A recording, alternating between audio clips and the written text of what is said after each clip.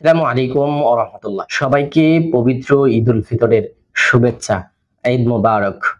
আজকের ভিডিওতে আমরা ৫ টি এমন ভালো কাজের কথা বলবো যে ৫ টি কাজ আমরা ঈদ উপলক্ষে করতে পারি। এই ৫ টি কাজ আমাদের ঈদের আনন্দকে বাড়িয়ে দিবে, ঈদের সার্থকতাকে পূর্ণতায় পৌঁছে দিবে। তার মধ্যে ১ম যে কাজটা আমরা করতে পারি সেটা হচ্ছে পাড়ার যারা দরিদ্র পরিবার আছে তাদের সাথে ঈদের আনন্দটা আমরা ভাগাভাগি করতে পারি। কেউ যদি আমাদের পাশে এমন থাকে যারা নতুন কাপড় কিনতে পারে নাই, তাদেরকে নতুন কাপড়ের ব্যবস্থা করে দিতে পারি। আত্মীয়দের সাথে সম্পর্ক জোড়া লাগাতে পারি। আমরা অনেক সময় অনেক আত্মীয়র সারা বছর কোনো খোঁজখবর রাখি না। এই ঈদে ঘটা করে আমরা সেই কাজটুকু করতে পারি।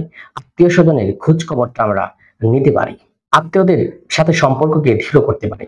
অনেক সময় অনেক আত্মীয়দের সাথে আমাদের যোগাযোগের একটা গ্যাপ পড়ে যায়। অনেকের সাথে সারা বৎসর আমাদের কোনো যোগাযোগ থাকে না। সেই আত্মীয়দের সাথে আমাদের যোগাযোগকে দৃঢ় করতে হবে। তাদের খোঁজখবর নেওয়া, সম্ভব হলে তাদের বাড়িতে পৌঁছে যাওয়া এবং তাদেরকে নিজ বাড়িতে আনার ব্যবস্থা করা। ঈদে সালামের একটা বিষয় আমাদের সমাজে প্রচলিত আছে। আমরা অনেক সময় ছোটদেরকে আ টাকা বা কোনো কিছুর মাধ্যমে আনন্দ দেওয়ার চেষ্টা করি, যেটাকে আমাদের ভাষায় সালামি বলতে পারি। আমাদের উচিত সেটা বড়দের সাথেও ভাগাভাগি করে নেওয়া। অর্থাৎ আমরা অনেক সময় ছোটদের সাথে আনন্দ ভাগাভাগি করলেও আমরা বড়দের সাথে আনন্দ ভাগাভাগি করতে কিছুটা গাফিলতি করি। সেদিকে আমাদের খেয়াল রাখা উচিত। ঈদে যারা আনন্দ করতে পারে না, ঈদে যারা খুশি হতে পারে না, তাদের যে কারণে তারা খুশি হতে পারছে না, তাদের সেই কারণটাকে দূর করে তাদের কাছে যেন আমরা ঈদ আনন্দটাকে পৌঁছে দিতে পারি, সেজন্য আমরা চেষ্টা করতে পারি। ঈদের দিন আমরা কারো কাজের প্রশংসা করতে পারি। যেমন ঈদের দিন আমরা হুট করে যারা আমাদের সাথে কানেকশন আছে, তাদের সাথে আমরা যোগাযোগ করতে পারি। তাদের সাথে যদি প্রয়োজনীয় কোনো কথা আমাদের নাও থাকে, আমরা তাদের ভালো বা পজিটিভ কোনো বিষয় নিয়ে ঈদের দিন ফোন দিয়ে এদের শুভেচ্ছা বিনিময় করতে পারি। তাদের সেই কাজের জন্য শুভকামনা জানাতে পারি। অর্থাৎ আমি বলতে চাচ্ছি যে ৫ নাম্বার যে ভালো কাজটা আমরা করব সেটা হচ্ছে যাদের সাথে আমাদের যেকোনোভাবে সম্পৃক্ততা ছিল তাদের সাথে একবার হলেও যোগাযোগ স্থাপন করা।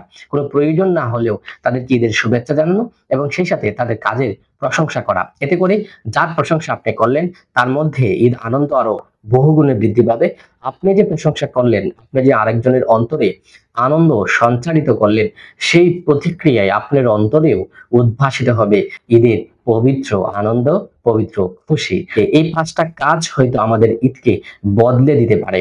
হৃদয় থেকে চেষ্টা করো এই কাজগুলো করবার এবং ঈদের আনন্দকে আরো বহু গুণে বাড়িয়ে নেওয়ার চেষ্টা করি আমরা সবাই। সেই তৌফিক আল্লাহ আমাদের দান করুক। সবাইকে ঈদের শুভেচ্ছা। ঈদ মোবারক। আসসালামু আলাইকুম ওয়া রাহমাতুল্লাহ।